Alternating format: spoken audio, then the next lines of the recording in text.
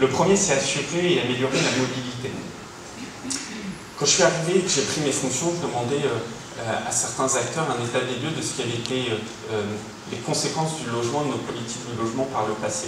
Et notamment, il y a un chiffre qui est très difficile à confirmer, mais qui à mes yeux résume tout. De 2007 à 2012, il est coutume de dire que 500 000 de nos concitoyens n'ont pas eu accès à un emploi du fait de son logement. Et quand vous voyez ça, alors même que nous avions un chômage de masse qui ne cessait de croître, vous vous dites que pendant des années, on a dissocié les politiques d'emploi, de logement et de mobilité. Mobilité, j'entends par là le transport.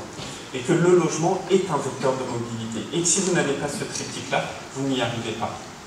C'est pour ça, et vous l'avez dit, que dans la loi Elan, nous avons développé un nouveau bail, un bail mobilité qui cherche à répondre d'abord à l'attente d'un certain nombre de nos concitoyens, je pense aux étudiants en année de séjour, aux personnes en mobilité professionnelle, qu'ils soient en CDD ou en CDI, je pense aux saisonniers pour qui c'est une problématique importante, mais qui répondent également à l'attente d'un certain nombre de nos propriétaires qui, eux, pour des raisons ou pour des autres, ont décidé de ne pas louer sur une grande durée leur logement. C'est ce que nous avons fait en développant ce bail.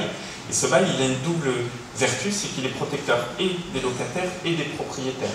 Des locataires parce qu'il ne nécessite pas de dépôt de garantie, vous l'avez dit, et des propriétaires parce qu'il donne lieu, quel que soit le statut du locataire, directement à la garantie visale, à la fois dans l'impayé de loyer, mais aussi dans la remise en état des biens. Donc c'est un bail qui est 100% sécurisé pour tout le monde. Aujourd'hui, ce bail ne nécessite aucun décret d'application. Il est aujourd'hui d'application. Moi, je lance le concours et je serais ravi de recevoir le premier d'entre vous qui a signé le premier bail mobilité.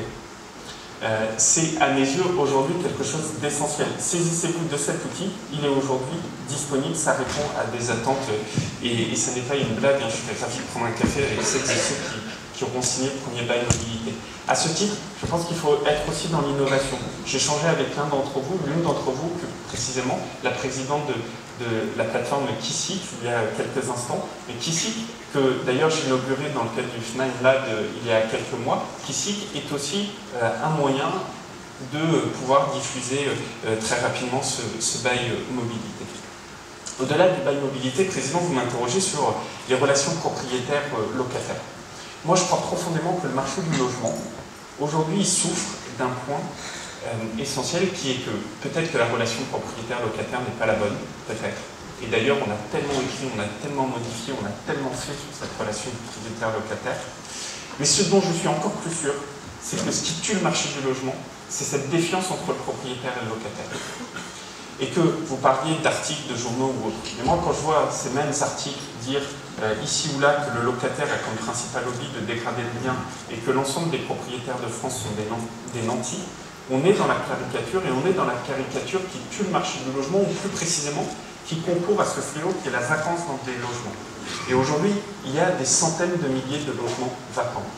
Et donc certes, la relation propriétaire-locataire n'est peut-être pas la meilleure du monde, mais ce dont je suis sûr, c'est que la première chose à faire, c'est de stabiliser, de donner un message de confiance. Et l'une des plus grandes fiertés que moi je porte avec mes amis parlementaires sur cette loi Elan, c'est que nous avons une loi qui n'est ni anti-l'un, ni anti-l'autre.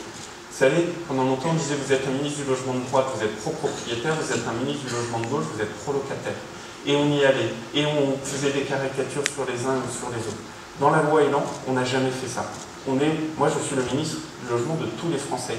Et je le fais à la fois pour les propriétaires et à la fois pour les locataires. Et ce message d'apaisement, ce message de confiance, je pense que vous en êtes les garants. Et je pèse mes mots. Je suis persuadé que vous en êtes les garants parce que c'est vous, et vous l'avez dit, Président, c'est vous qui êtes l'intermédiaire entre les propriétaires et les locataires. Et que d'ailleurs, les propriétaires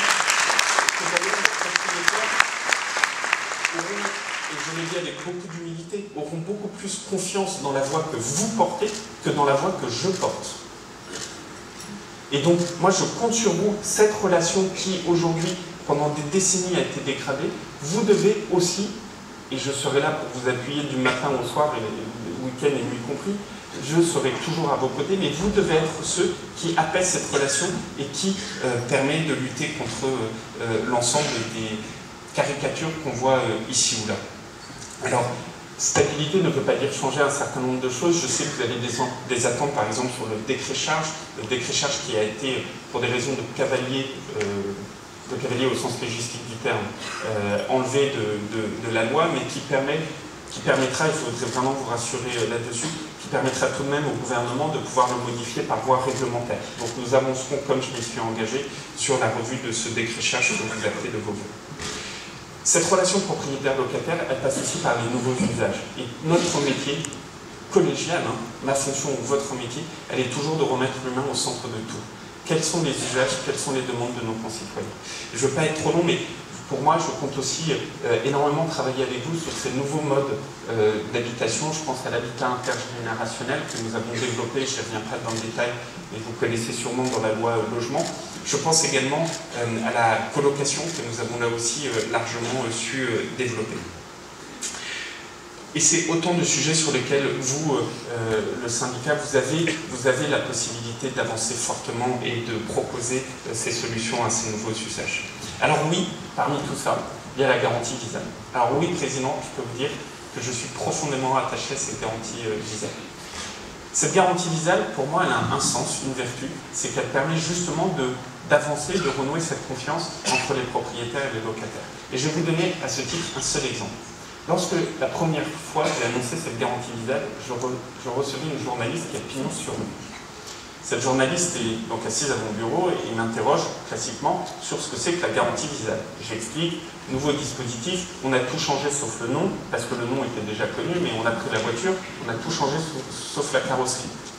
Dit notamment, on va pouvoir couvrir tous les jeunes de moins de 30 ans. Et autre élément important qui est essentiel dans votre action, c'est qu'aujourd'hui, la garantie Visa jusqu'à présent, elle commençait au moment de la signature du bail, elle durait 3 ans, et à partir de maintenant, elle commence au moment où il y a un impayé, elle dure 3 ans. Et autrement, elle dure sur toute la durée du bail.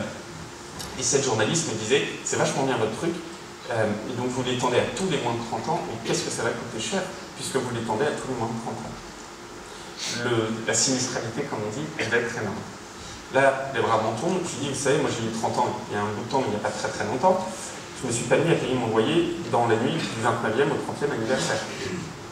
Et d'ailleurs, je suis sûr que dans la salle, ou en tout cas tous ceux qui sont mis à payer leur loyer le jour de l'entretien, leur 30e anniversaire, qui lèvent la main, le peu de mains qui se lèvent, je considère que vous payiez votre loyer aussi avant que vous n'ayez 30 ans. Et d'ailleurs, quand vous regardez les études, vous vous rendez compte que le taux de sinistralité avant vos 30 ans ou après vos 30 ans, il est le même. Et pour autant, il y a une petite musique qui se développe partout avec des considérants sur l'état de comportement d'un certain nombre de locataires, dont les moins de 30 ans. Et c'est pour renouer cette confiance qui, à terme, montrera que dans la pratique, ces taux d'impayés ne sont pas du tout supérieurs aux autres, grâce à des dispositifs comme Visa, que nous arriverons à apporter des solutions pratiques à l'ensemble de nos concitoyens. Et Président, vous évoquez un autre point, en disant, mais est-ce que, dans ce cadre-là, pour les autres, il faut associer caution et GALI? J'ai entendu que cette proposition, vu le nombre d'applaudissements, était partagée par la salle. En fait, c'est un choix cornélien. Pourquoi? Parce que la question, c'est est-ce qu'il faut ceinture et bretelles, et surtout, faut-il bretelles quand la ceinture suffit pour tenir le pantalon? Et la question, elle est vraiment là. Et moi, je considère en fait que quand vous avez la GALI, votre pantalon, il tient. Mais certains disent, pour être sûr que le pantalon ne tombe pas, on va aussi mettre les bretelles. Mais à la fin, qui est pénalisé? Ben, en fait, les publics les plus fragiles. Et donc la question fondamentale, c'est de se dire jusqu'où on va. Parce que moi, je vous mets un billet sur la table que le jour où on a dit on fait caution plus GALI, il y en a qui arriveront en me disant ce qui serait super, c'est que la personne qui a caution plus GALI, il faudrait qu'il ait aussi Visa. Enfin, j'exagère, mais vous aurez compris le sens de mon propos. Et donc, moi, je fais partie de ceux qui profondément croient en l'économie de marché, mais profondément considèrent que lorsque le marché demande à être couvert au-delà du risque que les dispositifs existants couvrent déjà, on est dans un cadre qui, en fait, n'est plus raisonnable. Et donc, c'est pour ça que autoriser caution plus GALI, j'ai beaucoup réfléchi à la question, on en a beaucoup parlé avec les parlementaires, c'était notamment un des sujets de débat dans la loi logement. Mais aujourd'hui, moi je considère que si on fait ça, en fait, on pénalisera celles et ceux qui sont les publics les plus fragiles, à qui on demandera ceinture et bretelles, alors même que la ceinture suffirait.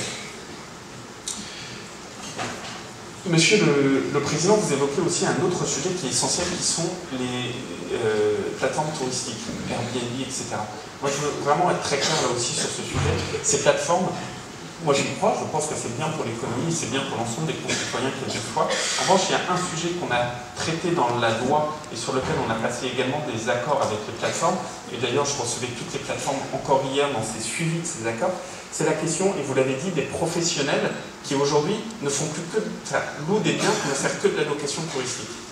Et c'est autant de biens qui sont chassés du marché, que vous ne retrouvez plus dans vos agences, et qui ne sont faits que pour de la location touristique.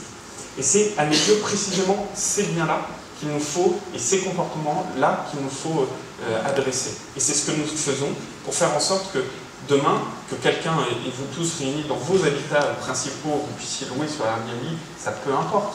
Peu importe, ça n'a aucune conséquence ni sur votre action, ni sur le marché de la location. Mais dès lors qu'en fait, certains d'entre vous ou de nos concitoyens n'achètent des biens pour faire que de la location à 100% toute l'année touristique, souvent d'ailleurs contraire à la loi, là ça devient un vrai problème. Et c'est ce problème-là pour lequel nous avons pris des dispositions très fortes dans le cadre de la loi logement.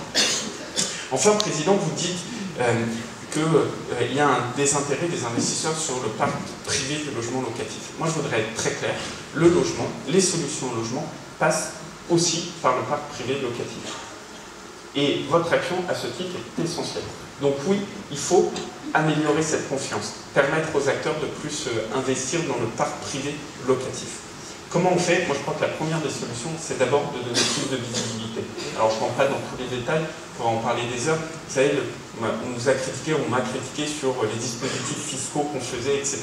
J'ai pris un engagement, c'est qu'on mette les dispositifs en 2017, dispositifs qui devaient d'ailleurs tous s'arrêter fin 2017, hein, ne l'oubliez pas. Et donc, on a recréé ces dispositifs fiscaux et ensuite, j'ai pris un engagement, c'est de ne plus y toucher pour donner cette visibilité aux acteurs.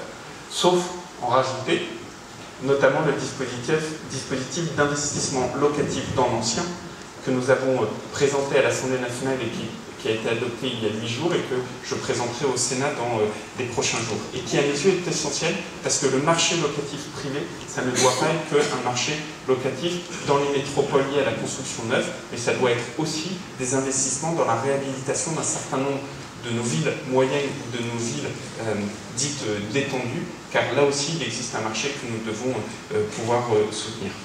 C'est vous qui faites cette politique du permis kilomètre. Soyez-en fiers, soyez-en conscients. Moi j'en ai conscience, je serai à vos côtés pour vous donner les moyens d'agir sur le terrain. Soyez à mes côtés pour faire en sorte que l'ensemble de nos concitoyens puissent demain avoir un meilleur espoir quant à leur logement, qui est, il ne faut jamais l'oublier, l'endroit où nous passons le plus de temps de notre vie. Merci à tous.